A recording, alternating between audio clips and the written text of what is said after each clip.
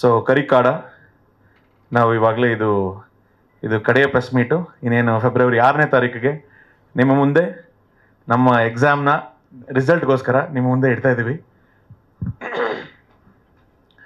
ಈ ಕರಿಕಾಡ ಸಿನಿಮಾ ಒಂದು ಅದ್ಭುತವಾಗಿರುವಂತಹ beautiful memorable journey ಅಂತ ಹೇಳಕ್ಕೆ ಇಷ್ಟಪಡ್ತೀನಿ. ನಾನು ಆ್ಯಕ್ಚುಲಿ ಈ ಸಿನಿಮಾಗೆ ಬಂದಿದ್ದು, ನಾನು ಆಗಲೇ ಹೇಳಿದ ಹಾಗೆ ಮುಂಚಿನ ಪ್ರೆಸ್ ಮೀಟಲ್ಲಿ ಹೇಳಿದ ಹಾಗೆ ನಾನು ಬರೀ ಬ್ಯಾಕ್ಗ್ರೌಂಡ್ ಸ್ಕೋರ್ ಕಂಪೋಸರ್ ಆಗಿ ಬಂದಿದ್ದೆ. ಡೈರೆಕ್ಟರ್ ಸರ್ ನಮ್ಮ ವೆಂಕಟೇಶ್ ಸರ್ ಜೊತೆ ಜರ್ನಿ ಮಾಡ್ತಾ ಮಾಡ್ತಾ ಮಾಡ್ತಾ ನಾನು ಬ್ಯಾಕ್ಗ್ರೌಂಡ್ ಸ್ಕೋರ್ ಮಾಡ್ಬೇಕಾದ್ರೆ ನಟರಾಜ್ ಸರ್ ಮತ್ತು ನಮ್ಮ ಡೈರೆಕ್ಟರ್ ಸರ್ ಇಬ್ರು ಯೋಚನೆ ಮಾಡಿಕೊಂಡು ಇಲ್ಲಿ ಒಂದು ಸಿಚುಯೇಷನ್ಸ್ಗಳಿಗೆ ಸಾಂಗ್ ಮಾಡೋಣ. ಈ ಒಂದು ಬರುತ್ತೆ, ಒಂದು ಅದ್ಭುತವಾಗಿರುವಂಥ ಕ್ಲೈಮ್ಯಾಕ್ಸ್ ಸಿಚುಯೇಷನ್ನು, ಅಲ್ಲಿ 2 ಹಾಡುಗಳು ಮೂಡ್ ಬರುತ್ತೆ. ಹಾಗೆ ನೀವೆಲ್ಲರೂ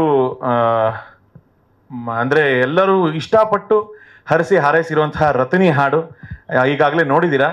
ಅದು ಕೂಡ ನಾನೇ ಕಂಪೋಸ್ ಮಾಡಿರುವಂತಹ ಹಾಡು, ನಿಮ್ಮೆಲ್ಲರಿಗೂ ಇಷ್ಟ ಆಗಿದೆ ಅಂತ ನಾನು ಭಾವಿಸ್ತೀನಿ.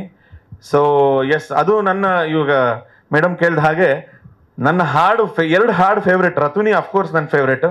ಅದರಲ್ಲಿ ಎಲ್ಲರ ಮನಸ್ಸು ಗೆಲ್ಲುವಂತಹ ಹಾಡು, ಎಲ್ಲರಿಗೂ ಅಳಿಸಿ ಈಚೆ ಕಳಿಸಿ ಇದರ ಗುಂಗಲ್ಲೇ ಇನ್ನೂ ಒಂದು 5-6 ದಿನ ಟ್ರಾವೆಲ್ ಮಾಡುವಂತಹ ಹಾಡುಗಳಿದೆ 2. ಬಹಳ ಅದ್ಭುತವಾಗಿ ನಮ್ಮ ಡೈರೆಕ್ಟರ್ ಸರ್ ಬರೆದಿದ್ದಾರೆ. ಇದು ಆ್ಯಕ್ಚುಲಿ ಒಂದು ಸಾಂಗು ನಮ್ಮ ಯಕ್ಷಗಾನ ಕಲಾವಿದರ ವೋಕಲ್ಸ್ ಅವ್ರದ್ದು ಒಂದು ಶೈಲಿ ಇರುತ್ತಲ್ಲ ಹಾಡುವಂತಹ ಹಾಡು, ಆ ಶೈಲಿಲಿ ಒಂದು ಪ್ರಯತ್ನ ಪಡೋಣ ಅಂತ ಅಂದ್ಬಿಟ್ಟು ಸರ್ಗೆ ಮತ್ತೆ ಡೈರೆಕ್ಟರ್ ಸರ್ಗೆ ಕೇಳಿದಾಗ ಅವ್ರು ಎಸ್ ಅಂತ ಕೊಟ್ಟದಕ್ಕೆ ಅದನ್ನ ಆ ಶೈಲಿಲಿ ನಾನು ಹಾಡಿದ್ದೀನಿ.